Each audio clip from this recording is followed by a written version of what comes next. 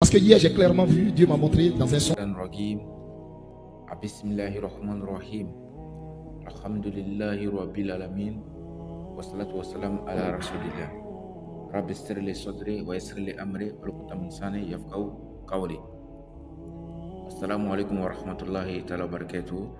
Je fais cette vidéo rapidement pour m'adresser à un soi-disant prophète qui prend le nom Dieu pour jouer avec l'esprit des gens. Avant de commencer rapidement, nous allons écouter ces dits-là. Parce que hier, j'ai clairement vu, Dieu m'a montré dans un songe. J'ai vu une femme à la tête de la France et j'ai distingué clairement qui c'était. Marine Le Pen avait gagné les élections en France. Je l'ai vu hier nuit et ceux qui s'attendaient à voir Macron remplir un deuxième mandat avaient été complètement surpris, étonnés. Emmanuel Macron réélu 58%, Marine Le Pen 42%. Tout de suite. Dieu me parle des États-Unis. Les États-Unis commettront la plus grosse erreur de leur vie et de confier leur destin à une femme.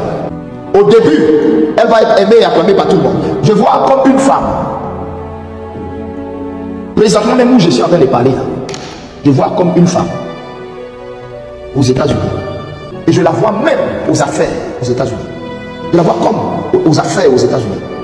276 grands électeurs pour Donald Trump. Et donc c'est fait. En effet, oui, c'est fait. Donc, alhamdulillahi rabbil alamin. Je vais préciser quelque chose de très important. Moi, je ne suis pas un politicien, je ne fais pas de la politique. Mais soyons réalistes. Moi, je profite de ces prophéties-là pour faire un petit rappel. Vous savez, que ce soit dans la Bible ou encore dans le Coran, on ne doit pas mélanger la politique et la vie religieuse. Parce que ces gens-là, ils ont ce petit truc-là, ils prennent et jouent avec l'esprit des fidèles. Un prophète qui a fait des prophéties comme ça, mais qui ne sont jamais réalisées. Et puis aujourd'hui, il va venir s'asseoir encore sur les réseaux sociaux pour parler, et puis vous croyez ça, et puis vous êtes content. Soyons réalistes. Allons dans la Bible. On prend un Jérémie 14, verset 14. Un Matthieu 7, verset 15. Un Jean 4, verset 1. Allez vérifier ces versets-là dans la Bible. Dieu même met en garde les chrétiens contre les faux prophètes. Les gens qui font des prophéties qui ne sont jamais réalisées, Dieu même vous met en garde contre ces personnes. Même dans le Coran, on prend la sourate 6 au verset 93, la sourate 7 au verset 37, la sourate 69 du verset 44 au verset 46. Allah nous rappelle sur ces jeunes personnes. Quel injuste, ceux qui mentent sur Dieu. On ne va pas confondre, on ne va pas venir confondre des choses mélangées encore. On prend politique, on envoie dans l'enfer de Dieu. Comment Dieu va venir te dire non, que le temps qu'il a donné à son outrage, ce temps-là, c'est terminé.